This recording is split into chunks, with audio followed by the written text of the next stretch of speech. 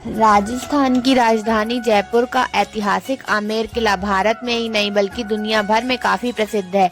तो अरावली की ऊंची पहाड़ियों से घिरा हुआ यह किला राजस्थानी कला और संस्कृति का एक अद्भुत उदाहरण है। कछवाहा राजपूत राजा मान सिंह प्रथम, जो कि मुगल बादशाह अकबर के नौरत्नों में से एक थे, उन्होंने सन 1589 यानी कि इस किले की नींव रखी थी और फिर उसके उत्तराधिकारी राजा लोग इस किले का विस्तार और नवीनीकरण का काम करवाते रहे।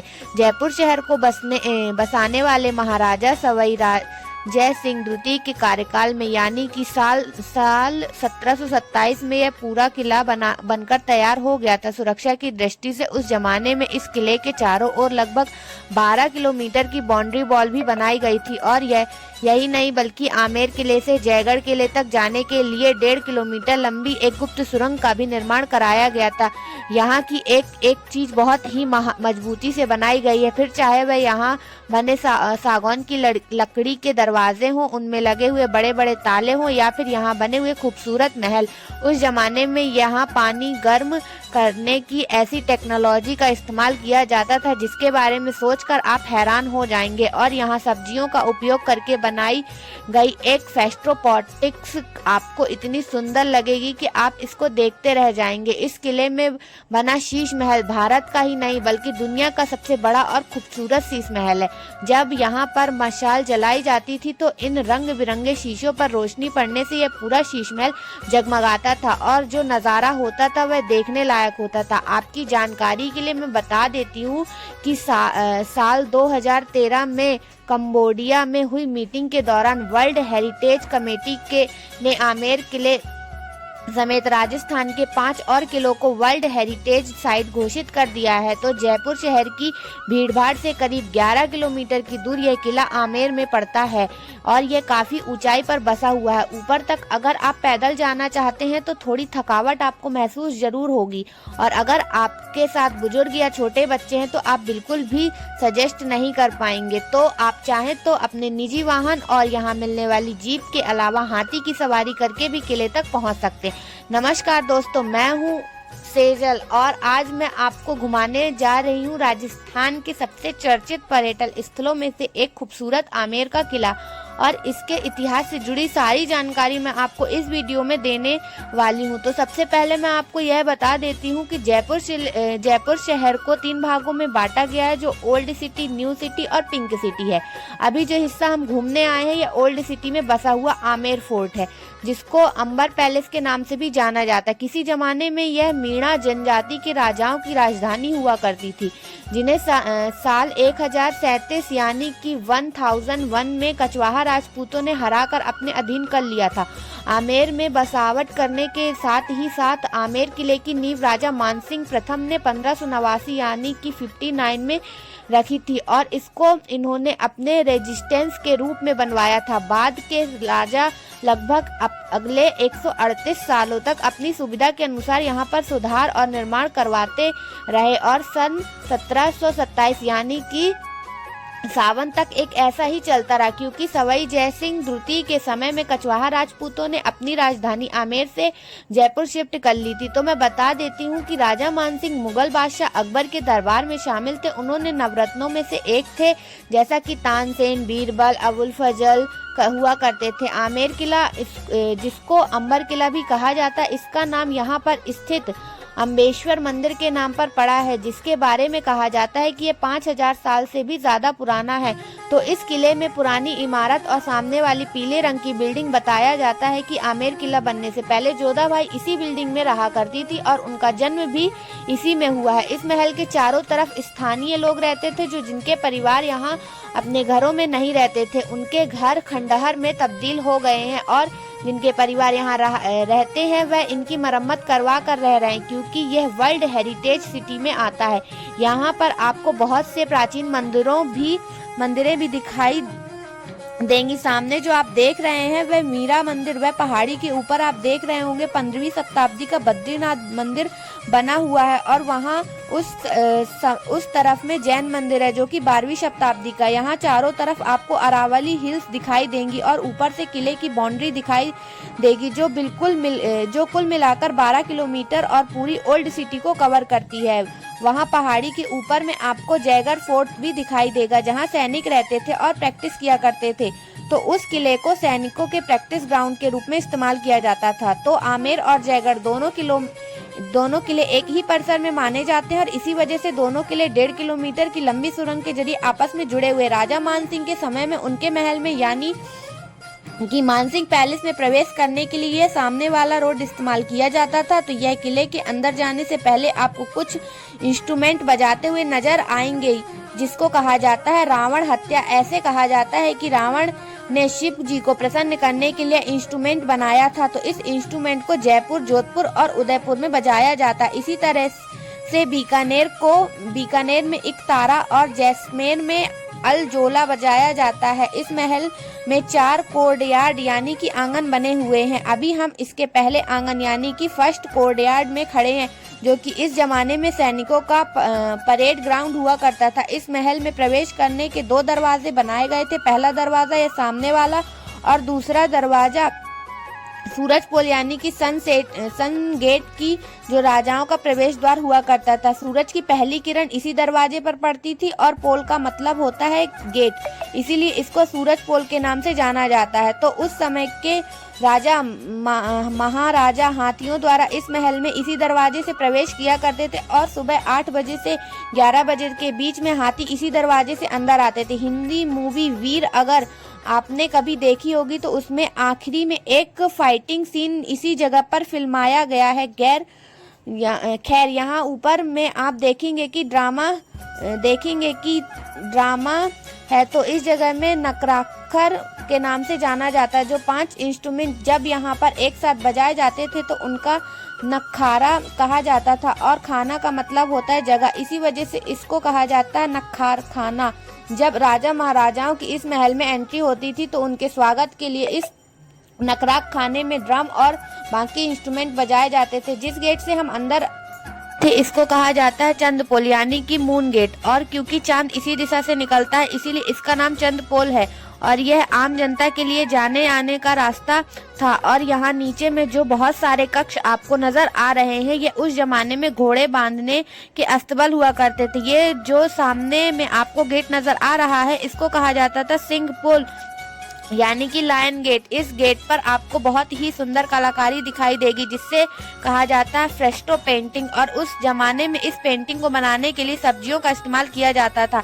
यहाँ जो आप डोम देख रहे हैं इस जगह में खड़े होकर राजा परेड की सलामी किया करते थे, क्योंकि जैसा कि मैंने बताया कि उस जमाने में यह परेड ग्राउंड हुआ करता था और इसको कहा जाता था जलेब चौक। तो इस जलेब चौक को ना सिर्फ परेड ग्राउंड की तरह यूज किया जाता था बल्कि यहाँ होली, दिवाली जैसे अन्य त्योहार और महोत्सव भी आयोजित किए जाते थे। यही एक काली माता का मंदिर भी बना हुआ था जिसको कहा जाता था शीतला माता का मंदिर, जिसकी स्थापना राजा मान सिंह ने 16वीं शताब्दी में कराई थी। तो काली माता का मंदिर यहाँ होने की वजह से किले के इस हिस्से तक भी कोई टिकट नहीं लगाता है। इस मंदिर की स्थापना के समय से लेकर 1975 तक यहाँ रोज एक भैंस से या बकरे की बलि दी जाती थी, जिसकी व्यवस्था यहाँ की रॉयल फैमिली करती थी। लेकिन 1975 के बाद इस प्रथा को पूरी तरीके से रोक दिया गया। ये जो दरवाजे आप देख रहे हैं ये उसी समय के ओरिजिनल दरवाजे हैं और इनको बनाने के लिए सागौन की लकड़ी यानी कि टीक वुड का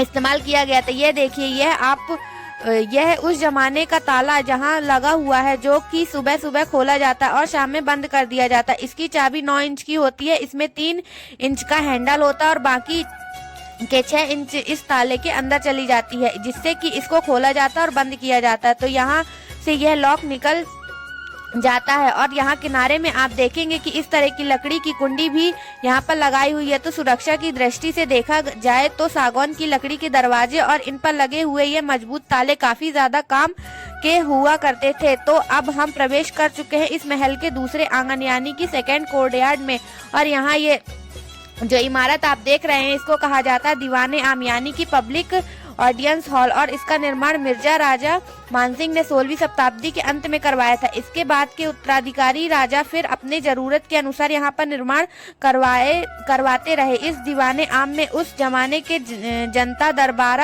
लगाते थे और राजा के सामने बैठते थे। बीच के हिस्से में बैठा करते थे और बाहर की तरफ आम जनता इसी जगह पर बैठकर राजा आम लोगों की परेशानियों को सुनकर न्याय किया करते थे। यहाँ नीचे में बैठने के लिए एक कारपेट बिछाई जाती थी और छत पर जो रिंग्स दिख रहे हैं आप इनमें कपड़े लगाए जाते थे जिनको डोरियों से खींचकर पंखों की तरह इस्तेमाल किया जाता था। इस इमारत के चारों तरफ में बाहर की ओर ऐसे ही कपड़े लगे हुए हैं जिनमें गर्मी के बचाव के लिए पर्दे लगाए जाते थे और रात के समय रोशनी के लिए यहाँ पर मशालें जला दी जाती थी।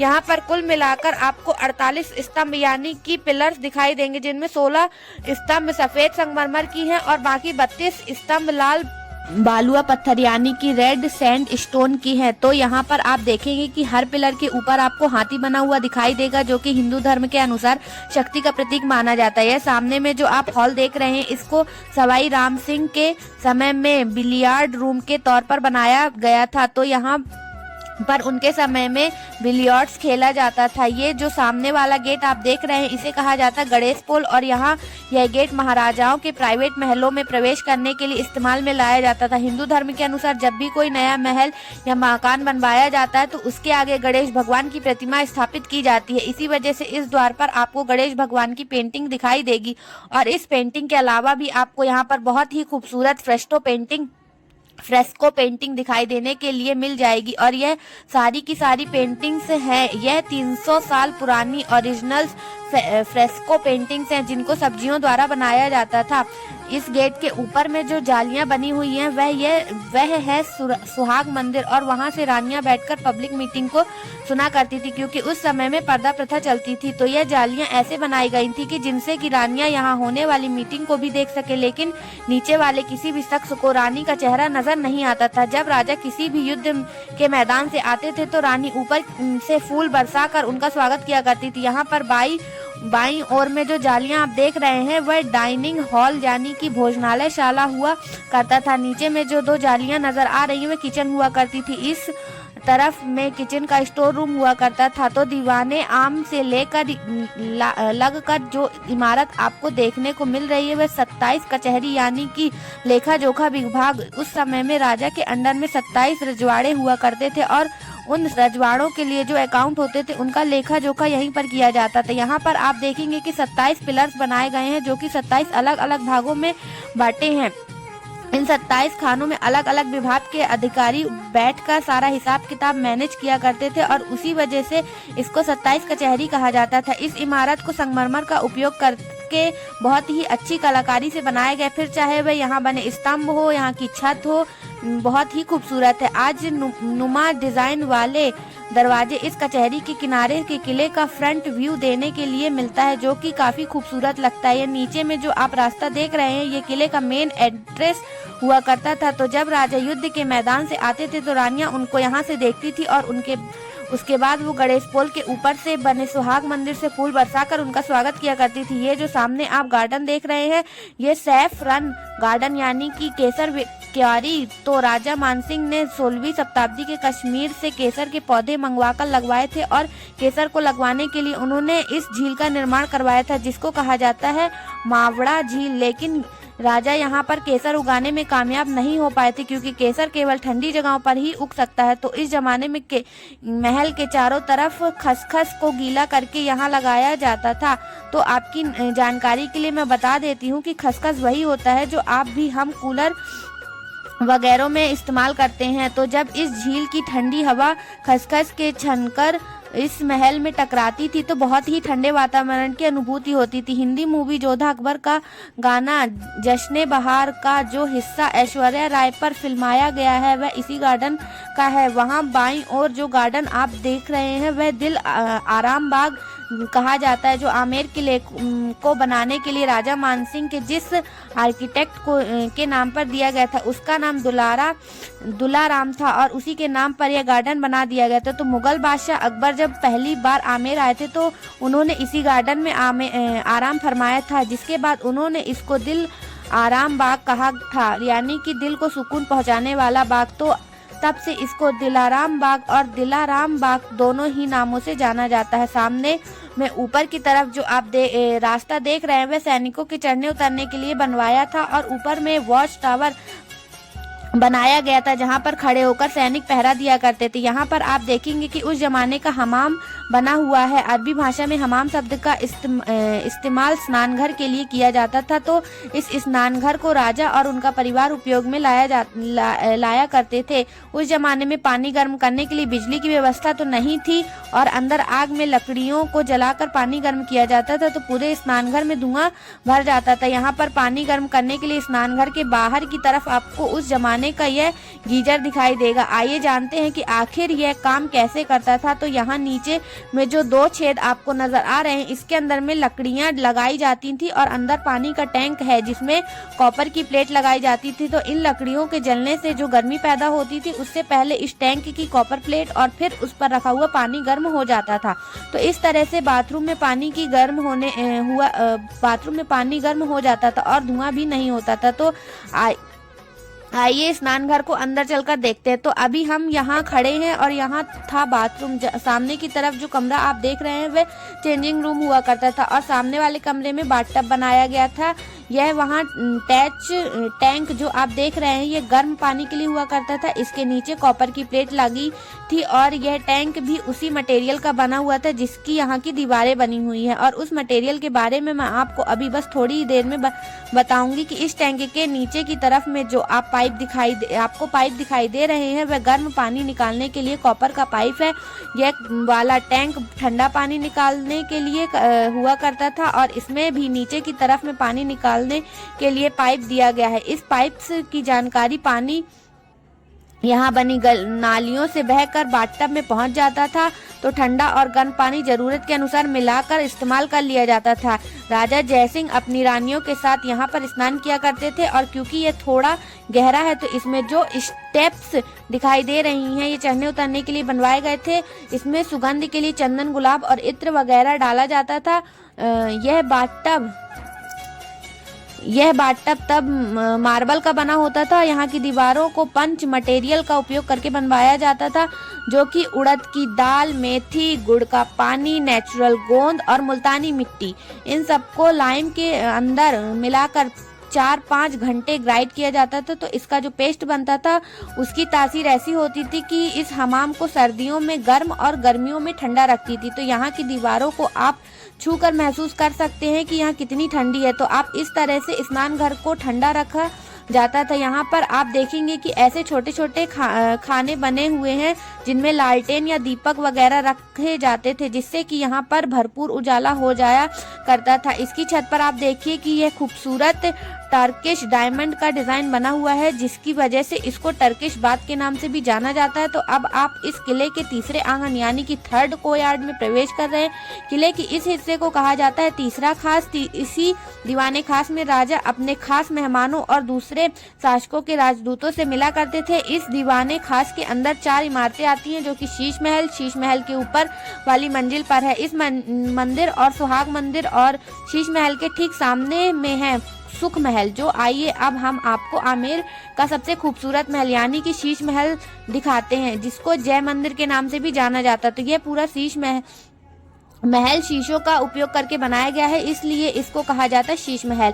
इसके बाहर में चारों तरफ पर्दे लगाए जाते थे और पर्दे लगाने के लिए आप देखेंगे यहाँ मार्बल के अंदर बड़े बड़े छेद किए गए हैं।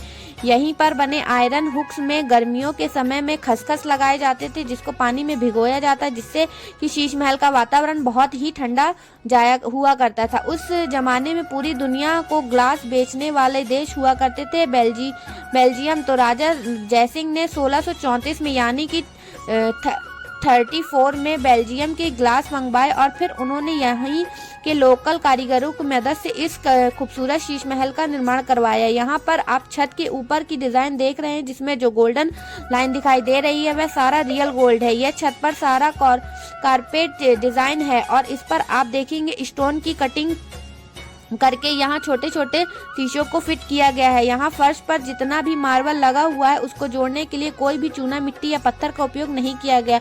तो मैं बता देती हूँ कि यहाँ लगे हुए मार्बल को आयरन नेल्स यानी कि लोहे की कीलों से जोड़ा गया है। सर्दियों के समय में इस शीश महल को बेडरूम की तरह इस्तेमाल किया जाता था और यहाँ पर मशाले जलाई जाती थी। यहाँ जितने भी ग्लास आपको नजर आएंगे ये कॉटन के ग्लास हैं, जिसमें सिल्वर की पॉलिश पॉलिश की गई है। मशालों की रोशनी जब इन शीशों पर पड़ती है तो यहाँ जो रिफ्लेक्शन पैदा होता है तो वह देखने लायक हुआ करता था। तो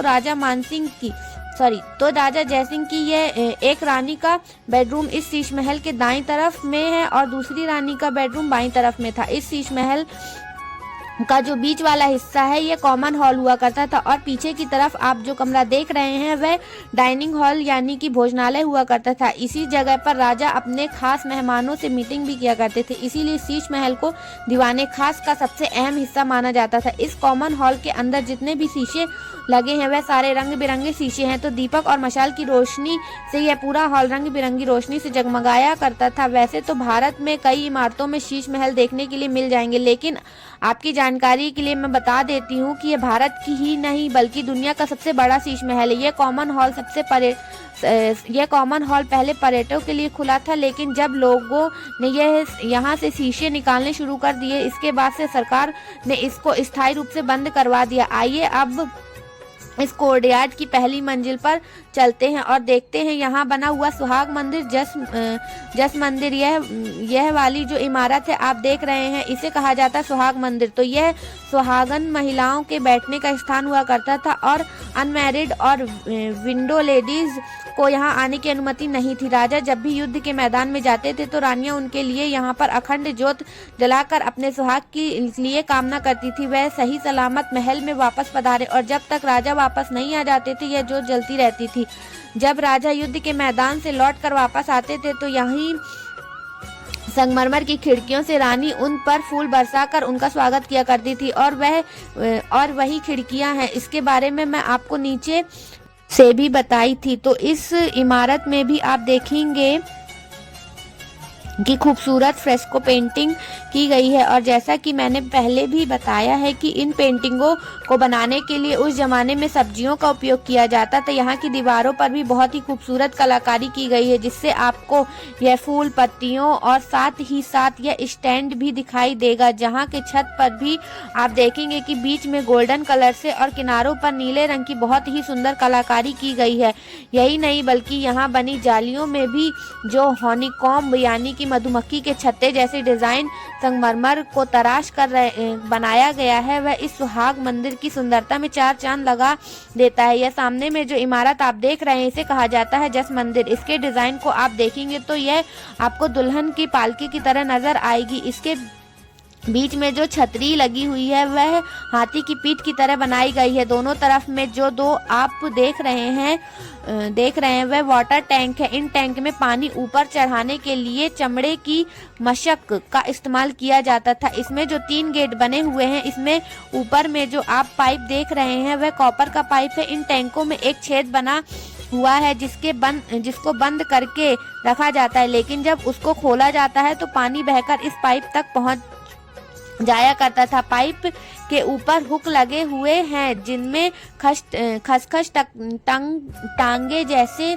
जाते थे। इन पाइप के नीचे में छोटे छोटे छेद बने होते थे जिनमें बूंद बूंद करके पानी इस खसखस पर गिरता रहता था। जब यहाँ पर हवाएं चलती थी तो इस जस मंदिर के बाहर लगे हुए खसखस से छन कर ठंडी हवा महल के अंदर पहुंचा करती थी और यहाँ पर गर्मियों में भी काफी ठंडा वातावरण बना रहता था। तो इस जस मंदिर को गर्मियों के समय में प्राइवेट ऑडियंस हॉल के रूप में इस्तेमाल किया जाता था और इसके अंदर भी नीचे की तरफ ही शीश महल हुआ करता था, लेकिन इसके अंदर अब नहीं जा सकते क्योंकि पर्यटकों के अंदर के हिस्से को काफी डैमेज किया हुआ है, इसलिए इसको अब स्थायी रूप से बंद कर दिया गया। खैर फिर भी यहाँ जस मंदिर के बाहर में एक छोटा सा कमरा बना हुआ है जो अभी भी खुला है और यहाँ से व्यू बहुत ही सुंदर मिलता है। तो अभी थोड़ी देर पहले जो शीश महल मैंने आपको दिखाया उसी के सामने की तरफ बना हुआ है और सुख मंदिर तो शीश महल और सुख मंदिर के बीच में आपको एक खूबसूरत गार्डन दिखाई देगा जो कि मुगल शैली के अनुसार 4 बाग प्रणाली में बनाया गया और इसमें आपको तरह तरह के ज्योमेट्रिक्स शेप्स दिखाई देंगे। इसके बीच में फाउंटेन यानी कि फव्वारा भी बनाया गया है और खास बात यह है कि गार्डन के डिजाइन को उस जमाने में यहाँ बने दरवाजे में भी उतारा जाता था। तो मैं आपको सुख मंदिर में चलकर दिखाऊंगी। तो अब हम आ चुके हैं दीवाने खास के आखिरी हिस्से में जो है सुख मंदिर, जिसको सुख महल यानी कि पैलेस ऑफ प्लेजर के नाम से भी जाना जाता है। तो यह है इस महल की बाहरी हिस्सा, जिसकी दीवारों पर छत पर बहुत ही बारीकी और खूबसूरत नक्काशी की गई है। इस महल को भी संगमरमर का उपयोग करके बनाया गया है और यहाँ बाहर में छोटे छोटे खाने बने हुए हैं जो दीपक रखने के लिए इस्तेमाल किए जाते हैं। तो गर्मियों में दोपहर के समय शाही परिवार के आराम करने के लिए इस महल का निर्माण करवाया जाता था। इसको सफेद संगमरमर का उपयोग करके बनाया गया और इसमें जो सफेद प्लास्टर का उभार हुआ काम नजर आ रहा है वह मुगल आर्किटेक्चर्स ने ऐसे बनवाया गया है। इसके पीछे की दीवार पर संगमरमर का एक जालीदार झरना भी बना हुआ है जो कि एक खुली हुई नाली से जुड़ा है। इस महल के छत पर बनी टंकी से इस झरने में पानी बहता था, जिससे कि यहाँ का वातावरण काफी ठंडा रहता था। इस झरने का पानी न सिर्फ इस महल को ठंडा रखता था बल्कि इसके सामने बने गार्डन में बैठकर वहाँ भी इस्तेमाल में लाया जाया करता था। जहाँ छत पर जो कपड़े लगे हुए हैं उनमें झूले लगाए जाते थे और शाही परिवार की महिलाएं यहाँ झूला झूला करती थी। इस भवन के अंदर चंदन की लकड़ी से बनाए थे और इस पर आइवरी यानी कि हाथी दांत की पंचकारी का सुंदर काम किया गया था। और जैसा कि मैंने आपको बताया ही है कि इन दरवाजों पर यही सामने में बने गार्डन का नक्शा आपको दिखाई देगा। तो उस जमाने में भी डिजाइन होते थे, राजा उनको यहाँ से दरवाजे में उतरवा देते थे जिससे कि कारीगरी को उस चीज को बनाने में कोई दिक्कत ना हो। इससे यह पता लगता है कि उस जमाने में भी कला की कोई कमी नहीं थी। पहले ये दरवाजे ऐसे कांच में बंद नहीं थे, लेकिन जब पर्यटकों ने इनको छेड़ना शुरू किया तो इनको इस तरह से कांच में बंद करना पड़ गया। यहाँ शीशे के अंदर आप देखेंगे तो एक व्हील चेयर रखी हुई है। त्योहारों के समय में शाही परिवार की महिलाएं काफी भारी कपड़े और गहने पहनती थी, जिसकी वजह से उनको चलने में काफी दिक्कत हुआ करती थी। तो उनके लिए ये व्हील चेयर इस्तेमाल की जाती थी। तो इसको 2 महिलाएं आगे से और 2 महिलाएं पीछे से खींचा करती थी। यह व्हील चेयर चंदन की लकड़ी से बनी होती थी और इस पर चारों तरफ मीनाकारी का सुंदर काम किया जाता था। यहाँ जो दरवाजे आप देख रहे हैं यह भी चंदन की लकड़ी से बने हुए हैं। तो हम अब इस किले के चौथे आंगन यानी कि 4th कोर्यार्ड में आ गए हैं। राजा मान सिंह ने 1589 से लेकर 1664 तक यानी कि 1509 से 16 तक राजा रहे हैं और इस 4th कोर्यार्ड में आपको मानसिंह पैलेस और राजा की रानियों के लिए बनाए गए कक्ष भी देखने के लिए मिल जाएंगे। किले के इस हिस्से को जानना महल के नाम से जाना जाता है। राजा मानसिंह की 12 रानियां थी और उन 12 रानियों के लिए उन्होंने यहाँ पर 12 अपार्टमेंट बनवाए थे। अभी हम जहाँ खड़े हैं ये उनमें से एक रानी का अपार्टमेंट है। तो सभी रानियों के अपार्टमेंट थे वो एक जैसे बने थे, जिसमें आपको कुछ खास प्रकार की काफी बड़े कॉमन हॉल नजर आएंगे जिनमें खूबसूरत पेंटिंग बनाई गई है। और इन अपार्टमेंट के अंदर और बाहर दोनों तरफ में आपको ऐसी पेंटिंग दिखाई देंगी। यह हुआ करता था रानी का बेडरूम। और यहाँ पर जो दरवाजा आपको दिखाई दे रहा है इसके पीछे रानी का बाथरूम हुआ करता था। यह वाला जो कमरा है ये रानी का किचन हुआ करता था और यहाँ पर वह भोजन बनाया करती थी। इन सभी कमरों में आप देखेंगे कि छोटे छोटे खाने भी बनवाए गए हैं जिनको रानी दीपक, मोमबत्तियां या फिर अन्य सामान रखने के लिए इस्तेमाल में लाया करती थी। इस किचन में नीचे देखेंगे आपकी मसाले कूटने की जगह भी बनाई गई है। इन कमरों को पूरा सजा कर रखा जाता था, फर्श पर कारपेट बिछाई जाती थी और यहाँ पर खूबसूरत फर्नीचर भी हुआ करता था। इन अपार्टमेंट्स के बाहर के हिस्से में ओपन स्टेप्स भी दिखाई दे रही होंगी और यहाँ जो सीढ़ियाँ आप देखेंगे उनसे राजा रानी से मिलने के लिए आ जाया करते थे, क्योंकि यहाँ पहली मंजिल पर मानसिंह पैलेस और राजा मानसिंह रहा करते थे। यह ऊपर की तरफ चारों ओर में गद्दे लगे हुए हैं जिनमें गर्मियों के समय में पर्दे लगा दिए जाते हैं। तो जैसा कि मैंने बताया है कि राजा मानसिंह की 12 रानियां थी, 12 रानियों के 12 अपार्टमेंट बनाए थे। तो यहाँ एक साइड में 3 रानियों के अपार्टमेंट बने हुए हैं, तो चारों साइड को अगर मिलाया जाए तो 12 रानी के 12 अपार्टमेंट यहाँ बने हुए हैं। और एक खास बात यह है कि एक रानी को दूसरी रानी के महल में जाने की अनुमति नहीं हुआ करती थी। यह जो इमारत आप देख रहे हैं इसे यह कहा जाता है बारादरी। अगर रानियों को कोई भी परेशानी हो रही हो तो इसको इस बरादरी में बुलाया जाता था और फिर राजा यहाँ बीच में बैठकर रानियों की समस्या का समाधान निकाला करते थे। जो जब भी यहाँ होली दिवाली जैसे त्योहार मनाए जाते थे, ऊपर बनाई गई एक बालकनी से एक बार जो 2 रानियां उन प्रोग्राम को देख सकती थी। तो कुल मिलाकर यहाँ ऐसी 6 बालकनियां बनाई गई थी जिससे कि सारी रानियों को यहाँ होने वाले उत्सव देखने का अवसर मिल जाया करता था। यहाँ पर किनारों पर 2 छतरियां बनी हैं जिनमें किन्नर खड़े होकर पहरा दिया करते थे, क्योंकि यहाँ पर पुरुषों का प्रवेश पूरी तरह से वर्जित था। इसलिए इस हिस्से को जानना महल या जनानी ड्योरी के नाम से जाना जाता है। यह ऊपर में जो आप इमारत देख रही है राजा मानसिंह का महल हुआ करता था, जिसको फिलहाल में राजस्थान सरकार ने बंद कर दिया हुआ है, जो इस किले का सबसे पुराना महल है और इसको बनाने के लिए 25 साल लगे थे। राजा मानसिंह ने अपनी महल में कम समय बिताया और लड़ाई के मैदान में ज्यादा। ऊपर में राजा के बेडरूम के चारों ओर एक गैलरी बनाई गई है जिसके जरिए राजा किसी भी रानी से मिलने के लिए चले जाते थे और राजा फिलहाल में किस रानी के पास है ये किसी भी रानी को पता नहीं रहता था। यहाँ पर आपको एक तुलसी का पौधा भी दिखाई देगा। तो रानियां सुबह स्नान करने के बाद सबसे पहले सूर्य देवता को और फिर उस तुलसी के पौधे को जल चढ़ाया करती थी और सूर्यास्त के बाद यहाँ पर दीपक भी जलाया करती थी। किलों और महलों में सुरक्षा की दृष्टि से सुरंग बनाई जाती थी, जिससे कि अगर भविष्य में कभी भी यहाँ अटैक हो तो रॉयल फैमिली इनके जरिए सुरक्षित बचकर निकल सके। तो यहाँ भी एक सुरंग बनाई गई है जो कि 1.5 किलोमीटर लंबी और आमेर के किले से जयगढ़ के किले से जोड़ती है। पर्यटन इस सुरंग के जरिए यहाँ से जयगढ़ किले तक जाया जा सकता है, लेकिन यह लॉकडाउन के बाद से अभी तक खोली नहीं गई है। यहाँ यह जो बड़ी सी कढ़ाई आप देख रहे हैं यह उस जमाने की नहीं है।